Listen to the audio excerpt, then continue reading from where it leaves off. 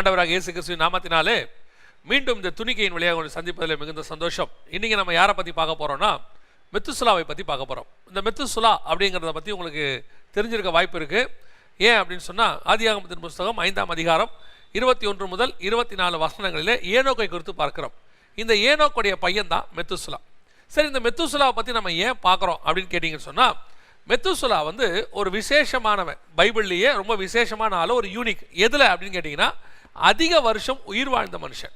969 வருஷம் மனுஷனாக பிறந்தவங்களையே அதிகமாக உயிர் வாழ்ந்தது யாருன்னா மெத்துசுலா தான்.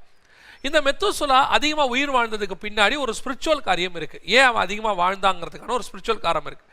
என்ன அதிகமாக வாழ்ந்தான் அப்படின்னு கேட்டிங்கன்னா, நான் அடிக்கடி சொல்லுவேன், இந்த 11 அதிகாரம், ஆதியாகமத்தின் புஸ்தகம் 11 அதிகாரமே ஒரு மேப் மாதிரி. இந்த 11 அதிகாரத்தில் சொல்லப்பட்ட காரியங்கள் தான் மீண்டும் நடக்கும். இயேசுமே சொல்வார், நோவாவின் காலத்தில் எப்படி நடந்ததோ அப்படியே மனுஷகுமாரன் வரும் காலத்திலும் நடக்கும் அப்படின்னு மத்திய 24:37 சொல்வார். ஸோ அப்படி சொல்லப்பட்டதான அந்த நோவா காலத்தினுடைய சம்பவங்கள்லாம் இயேசு காலத்தில் நடக்கணும்னா, இந்த மெத்துசுலாவும் ஏதோ ஒரு நிழலாக தான் இருக்கிறார். அதோடைய நிஜம் நம்ம காலத்தில் இருக்கும். இந்த மெத்துசுலாங்கிறது யாரு அப்படின்னு கேட்டிங்கன்னு சொன்னால், இப்போ ஏனோக்கு தேவனை அறிகிறார். எப்போ அறிகிறார் அப்படின்னு கேட்டிங்கன்னா, மெத்துசுலா பிறந்த பின் அறிகிறார். அந்த 21-22 வசனத்தை வாசிங்கன்னா, ஏனோக்கு மெத்துசுலா பிறந்த பின் தேவனோடு கூட சஞ்சரித்து கொண்டிருந்து அப்படின்னு இருக்கு. இந்த மெத்துசுலா பிறக்கிறதுக்கும் ஏனோக்கு தேவனோட சஞ்சரிக்கிறதுக்கும் ஒரு சம்பந்தம் இருக்கு. மெத்துசுலா அப்படிங்கிற வார்த்தைக்கு என்ன அர்த்தம்னா, நியாய தீர்ப்பின் மனிதன் அப்படின்னு சொல்லுவாங்க. அதுக்கு இன்னொரு அர்த்தம் இருக்கு, அவன் போகும்போது அது சம்பவிக்கும், அதாவது நியாய தீர்ப்பு சம்பவிக்கும். இவனுக்கும் நியாய தீர்ப்புக்கும் இந்த மேன் ஆஃப் ஜட்ஜ்மெண்ட் அப்படின்னு சொல்லுவாங்க. இந்த மெத்துசுலா பிறக்கும் போது ஏனோக்கு ஒரு வெளிப்பாடு கிடைக்குது. அதாவது மெத்துசுலா மரிக்கிற வருஷமும் இவன் போகிற இந்த பூமியை விட்டு போகிற வருஷமும் ஜலப்பிரளயம் வந்து உலகத்துக்கு நியாய தீர்ப்பு வருகிற வருஷமும் ஒரே வருஷம். இந்த வெளிப்பாடு ஏனோக்கு கிடைக்குது. அதனால தான் யூதா 14 ஏனோக்கு 1000 பரிசுத்தவான்களோடு தேவன் பூமியை நியாயத்தீர்க்க வருகிறார் என்று முன்னறிவித்தான் இருக்கு. இந்த முன்னறிவித்த இந்த அறிவு எப்படி வந்துச்சுன்னா, மெத்துசுலா பிறந்த உடனே வருது. அதுக்கப்புறம் 300 வருஷம் அவன் தேவனோடு கூட சஞ்சரிக்கிறான். இது நம்ம எல்லாருக்கும் தெரியும். இப்போ இந்த மெத்துசுலா தான் சபைக்கு அடையாளம்.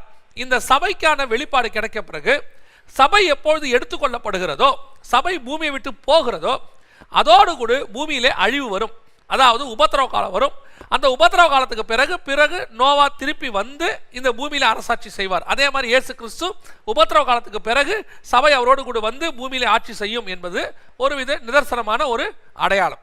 சரி, இப்போ நாம இதுல இருந்து என்ன பார்க்க போறோம் அப்படின்னு கேட்டா, இந்த மெத்துசுலா சபை என்பதற்கு அடையாளம். மெத்துசுலா யாரு அப்படின்னு கேட்டீங்கன்னா, ஏனோக்குடைய பையன், ஒரு ஊழியக்காரனுடைய பையன்.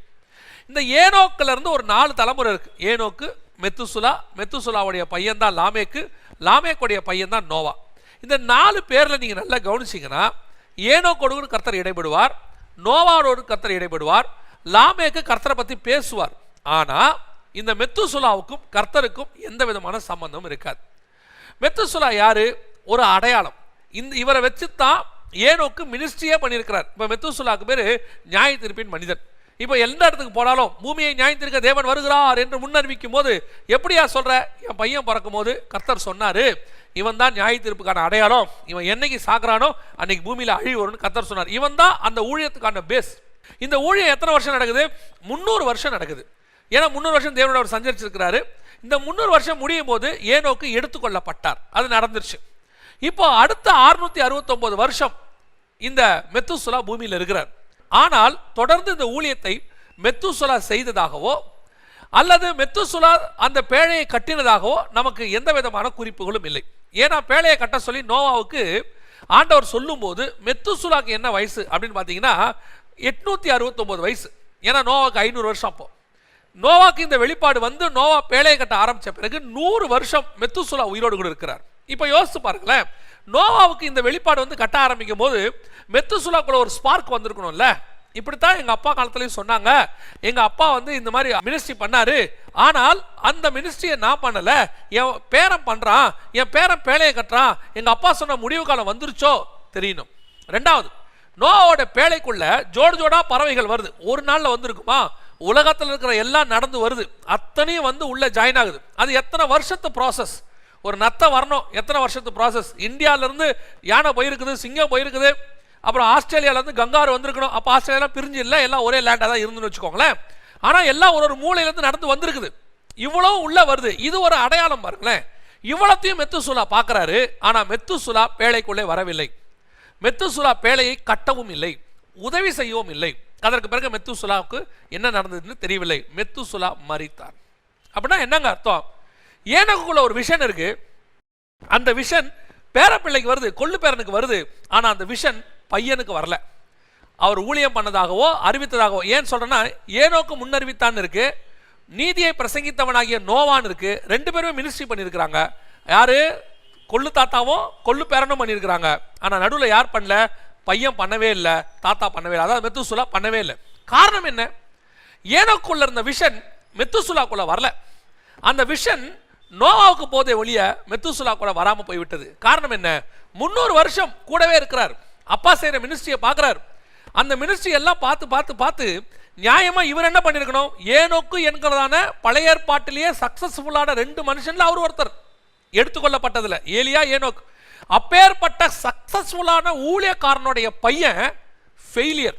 அவர் மினிஸ்ட்ரி பண்ணல. நியாயமா அவர் என்ன பண்ணிருக்கணும்? அந்த விஷனை பெற்று அதை கடத்தி கொண்டு போய் லாமே கையில கொடுத்து அந்த பேழையை கட்டுற வேலையில ஈடுபட்டிருக்கணும். இல்ல. அப்போ இன்னைக்கு இதே நிலைமைதான் சபைக்கு.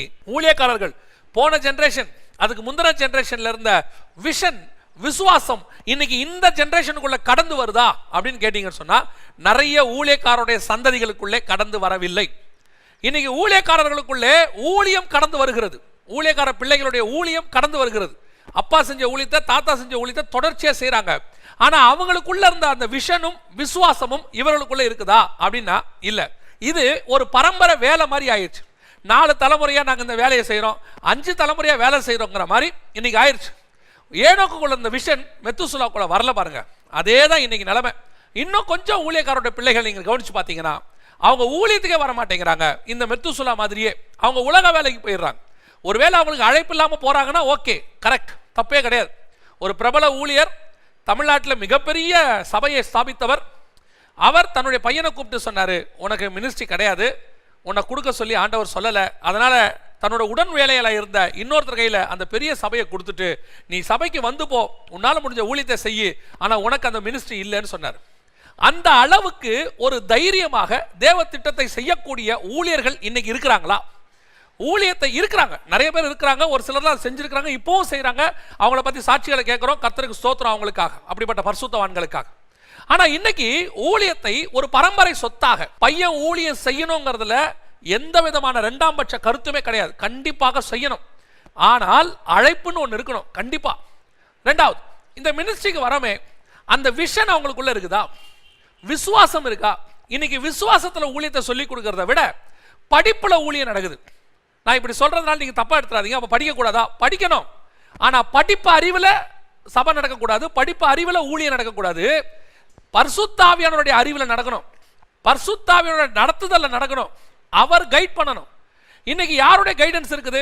ஒரு நல்ல கோர்ஸ் முடிச்சுட்டு, ஒரு பைபிள் காலேஜ் கோர்ஸும் ஒரு உலக பிரகாரமான கோர்ஸும் MBAவும் முடிச்சுட்டு 2 மிக்ஸ் ஆகி வரும்போது சபையை எப்படி அட்மினிஸ்ட்ரேஷன் பண்ணலாங்கிறதான அறிவு இருக்குதே ஒழிய, ஊழியத்தை எப்படி வளர்க்கலாம், எப்படி எப்படி திட்டங்கள் போடலாம், எப்படி காசு வாங்கலாம், எப்படி அதை ப்ரொபகண்டா பண்ணலாம், எப்படி அதை விளம்பரப்படுத்தலாங்கிற அறிவு இருக்குதே ஒழிய, முழங்கால் போட்டு தேவனிடத்திலிருந்து திட்டத்தை வாங்கி தேவனிடத்திலிருந்து நடத்துதலை வாங்கி நடத்தக்கூடிய ஊழியர்கள் வெகு சிலரே இந்த கடைசி காலத்தில். அதுவும் இப்போ வரக்கூடிய யங்ஸ்டர்ஸ்க்கு எது ரோல் மாடல் அப்படின்னு கேட்டீங்கன்னா, யூடியூப்ல ஒரு பாட்டை ஏற்றி விட்டுறணும், யூடியூப்ல ஒரு மெசேஜ் ஏற்றி விட்டுறணும், அப்புறம் ஃபேஸ்புக்ல ஏற்றி விட்டு லைக்ஸ் வாங்கி அப்படியே ப்ரொபகண்டா பண்ணி ஒரு ஆப் போய் அப்படி போய் இப்படி போய் மீடியா வழியா தன்னை வளர்க்கணும்னு நினைக்கிறாங்களே ஒழிய, தேவனுக்குள்ள தன்னை வளர்க்கணும்னு நினைக்கிறவங்க ரொம்ப கம்மி. நல்லா தெரிஞ்சுக்கொள்ளுங்க. இந்த லைட்ஸ் இருக்குதே, இந்த லைட்ஸுக்கு முன்னாடி நின்று உங்க ஊழியத்தை நீங்க வளர்த்தீங்கன்னா, இந்த லைட் ஆஃப் ஆகிற மாதிரியே சீக்கிரத்தில் உங்க ஊழியம் ஆஃப் ஆயிடும். தேவனுடைய லைட்டுக்கு முன்னாடி நீங்க ஊழியத்தை வளர்த்தீங்கன்னா அந்த லைட் ஆஃபே ஆகாது, உங்க ஊழியமும் ஆஃப் ஆகாது. நமக்கு முன்னாடி உள்ள பரிசுத்தவான்கள் படிக்காதவங்க, ஆனா தேவ நடத்துதல் பெற்றுக்கொண்டவங்க, ஆவியில நிறைஞ்சவங்க. அவங்க சொல்லி கொடுத்ததான அந்த ஆவிக்குரிய அனுபவமும் விசுவாசமும் ஊழியத்தினுடைய அஸ்திவாரம். நீங்க அதை விட்டுட்டு இன்னைக்கு இந்த உலக அறிவு மூளையில சபையை வளர்க்கணும்னு நினைக்கிறீங்க, மூளையில ஊழியத்தை வளர்க்கணும்னு நினைக்கிறீங்க. மூளையில வளர்க்காதீங்க, முழங்கால்ல வளர்க்க பாருங்க. அதான் நான் எப்பவும் சொல்வேன், குதிங்கால் தேயணும், முழங்கால் தேயணும், 2 முக்கியம். இந்த குதிங்காலும் தேயாம முழங்காலும் தேயாம வெறும் விரலுக்குள்ள ஊழியத்தை வளர்க்க நினைக்கிறாங்க. நான் சொல்றது உங்களுக்கு புரியுமான்னு தெரியாது. நல்ல முழங்கால் போட்டு ஜெபம் பண்ணணும். ஆத்துமாக்களை சந்திக்க குதிங்கால் தேயணும், குதிங்காலும் தேயணும், முழங்காலும் தேயணும். அதுதான் மினிஸ்ட்ரி. கம்ப்யூட்டருக்கு முன்னாடி உட்காந்துக்கிட்டு அப்லோட் பண்ணி டவுன்லோட் பண்ணி நம்மளை ஃபேஸ்புக்கில் அப்படியே ப்ரொபகண்டா பண்ணுறது மினிஸ்ட்ரி கிடையாது. ஒரு நாள் காணாம போயிடும். மெத்துசுலா மாதிரி ஊழியம் கடந்து வேறு யார் கையிலையாவது போயிடும். சாமுவேலுடைய ஊழியம், ஏலியினுடைய ஊழியம் அவன் பையனுக்கு போகாமல் சாமுவேலுக்கு வந்துச்சு. சாமுவேல் ஊழியம் அவங்க பையனுக்கு போகாமல் வேற ஒருத்தர்கிட்ட போயிடுச்சு. அதை தான் நான் உங்களுக்கு சொல்ல வரேன். நம்முடைய ஊழியத்தை கர்த்தர் கொடுத்துருக்கிறார். நம்ம பரம்பரையாக மினிஸ்ட்ரி பண்ணணும். ஆனால் அழைப்போட பண்ணணும், தேவ திட்டத்தோட பண்ணணும். பிள்ளைகளுக்கு சொல்லி கொடுக்கும்போது எங்கெங்கெல்லாம் இடம் வாங்கியிருக்கோம், எங்கெங்கெல்லாம் நம்ம சொத்து இருக்குது, எப்படி பாதுகாக்கணும்னு சொல்லி கொடுக்காதீங்க. இதையெல்லாம் எனக்கு ஆண்டவர் கொடுத்தாரு, இந்த ஆண்டவரை நீ பிடிச்சிக்க, இது ஒரு நாள் இல்லாமல் போனாலும் ஆண்டவர் ஒரு நாள் உனக்கு இல்லாமல் போக மாட்டார்னு சொல்லி கொடுங்க. ஆபிரகாமுக்கிட்ட இருந்து எவ்வளவோ சொத்து ஈசாக்குக்கு வந்துச்சு. ஆனால் ஆபிரகாமின் துறவுகள் தூற்று போடப்பட்டது. ஈசாக்கு துறவு தோண்டினான். உங்க பையனுக்கு துறவு தோண்ட சொல்லி கொடுங்க. உங்க துறவிலேயே உங்க பையன் வாழணும்னு நினைக்காதீங்க. அதுல இருந்தே மோட்டர் போட்டு பையனும் வாழ்க்கையை ஓட்டணும். என் பையனுக்கு தேவையான துறவுகள்லாம் தோண்டி வச்சிடறேன், என் பிள்ளைகளுக்கு தேவையான துறவுகள்லாம் தோண்டி வச்சிடறேன், அவங்க குடிச்சு நல்ல சந்தோஷமா இருக்கட்டும். 4 தலைமுறைக்கு என் பேரை சொல்லுவாங்க, 4 தலைமுறைக்கு உன் பேர் மட்டும்தான் இருக்கும். ஜீவ புஸ்தகத்தில் உன் பிள்ளைங்க பேர பிள்ளைங்க பேர் இருக்காது. எவன் துறவு தோன்றானோ அவன் பேர் மட்டும்தான் இருக்கும். உங்க பிள்ளைகளை நல்லா ஜெபிக்க சொல்லி கொடுங்க, பிள்ளைகளை நல்லா வேதவாக்கி சொல்லி கொடுங்க, பிள்ளைகளை ஊழியம் பண்ண சொல்லி கொடுங்க. பணம் சம்பாதிப்பது எப்படின்னு சொல்லி கொடுக்காதீங்க. ஏன் தெரியுமா? அதெல்லாம் பரலோகம் தானா கொடுக்கும். ஆவிக்குரிய வாழ்க்கையிலையும் சொல்றேன், பெற்றோருக்கு சொல்றேன், உங்க பிள்ளைகளுக்கு நீங்க எப்படி ஆவிக்குரிய வாழ்க்கையில வளர்ந்து வந்தீங்க, தேவன் உங்களை எப்படி கொண்டு வந்தாரு, எப்படி தேவன் உங்களை உருவாக்குனாரு, அதை சொல்லி கொடுங்க. அதை விட்டுட்டு எப்படி இந்த பணத்தை பாதுகாக்கணும் சொல்லி கொடுக்கும் போதே என்ன சொல்லி கொடுக்குறோம்? காசை பத்திரமா வச்சுக்கோ, யாருக்கிட்டையும் கொடுத்துறாத, பணம் தான் வாழ்க்கை, தலைமுறைக்கு பணம் தான் உதவும். நான் சொல்றேன், தலைமுறைக்கு பணம் உதவாது. இந்த தலைமுறைக்கு பணம் உதவும், அடுத்த தலைமுறைக்கு என்ன ஆகும் தெரியாது. ஒரே நாளில் 500-1000 ரூபா செல்லாதுன்னாங்கன்னா வீட்டில் வச்சிருக்கிற காசெல்லாம் வீணாக போயிடும். திடீர்னு ஒரு நாள் மொத்த அக்கௌண்ட்டையும் முடக்கி அரசாங்கத்துக்கு யுத்தத்துக்கு பணம் தேவைப்படுகிறது, இப்போ பணம் எடுக்க முடியாது, ஒரு நாளைக்கு 1000 ரூபா தான் எடுக்கலான்னாங்கன்னா அக்கௌண்ட்டில் இருக்கிற பணமும் கைக்கு வராது. நல்லா தெரிஞ்சுக்கொள்ளுங்க, இந்த உலகத்தில் இருக்கிற எதை நம்புவதை பார்க்கிலும் தேவனை நம்ப பிள்ளைக்கு சொல்லிக் கொடுங்க. எந்த பேங்க் அடையும், எந்த சொத்தும் கைவிட்டு போகும், பரலோகத்தினுடைய பேங்க் ஒரு நாளும் அடையவே அடையாது. அதுக்கு லீவே கிடையாது. அது எப்பவுமே தேவையான நேரத்தில் கரெக்டாக உங்களுக்கு கொடுக்கும். அதை சொல்லிக் கொடுங்க. உங்கள் வாழ்க்கையில் எவ்வளோ கஷ்டப்பட்டு மேலே வந்தீங்கன்னு சொல்லிக் கொடுங்க. அதுதான் உங்கள் பிள்ளைகளுக்கு நீங்கள் சொல்லிக் கொடுக்க வேண்டியது. ஏன்னா ஆண்டவரே சொல்கிறார், எகிப்திலிருந்து நான் உன்னை விடுதலை ஆக்கினதையும் செங்கடலை நீங்கள் கடந்து வந்ததையும் ஒரு புஸ்தகத்தில் எழுதி உன் பிள்ளைகள் காதுபட வாசிங்கிறார். காரணம் என்ன? உன் பிள்ளைகள் திருப்பி எகிப்து போக வேண்டாம், திருப்பி செங்கடலுக்கு போக வேண்டாம், நம்ம பிள்ளைகள் கஷ்டப்பட வேண்டாம். ஆனா நாம எப்படி கஷ்டப்பட்டு வந்தோங்கிறத அவங்களுக்கு சொல்லிக் கொடுங்க. அதுதான் மேகம் போல திரளான சாட்சி. அந்த சாட்சி, அந்த விசுவாசம் ஒரு நாள் உங்கள் பிள்ளைகிட்ட போய் சேரும். சாத்தானை எதுல ஜெயிப்பாங்க தெரியுமா? சாட்சியின் வசனத்தினால தான் சாத்தானை ஜெயிக்க முடியும். உங்க பிள்ளைகளுக்கு நீங்க தான் மிக முக்கியமான சாட்சி. உங்க ஆவிக்குரிய சாட்சி தான் உங்களுக்கு ரொம்ப முக்கியம். பிள்ளைகளுக்கு அதை சொல்லிக் கொடுங்க. நீங்க உங்க பிள்ளைகளை வெளிப்பிரகாரமாக, ஆடம்பரமாக, வெளிப்பிரகாரமாக நீங்க சந்தோஷமாக வளர்க்கறது அதெல்லாம் உங்க இஷ்டம். ஆனா அதெல்லாம் நிலையானதல்ல. உள் பிரகாரமாக ஆவியில வளங்க. ஏனோக்குள்ள இருந்த விஷன் மெத்துசுலாக்குள்ள போல மெத்துசுலா கைவிடப்பட்டவனானான். அதே மாதிரி உங்களுக்குள்ள இருக்கிற விஷன் உங்க பிள்ளைகளுக்குள்ள போகணும், உங்க தலைமுறைக்குள்ள போகணும்.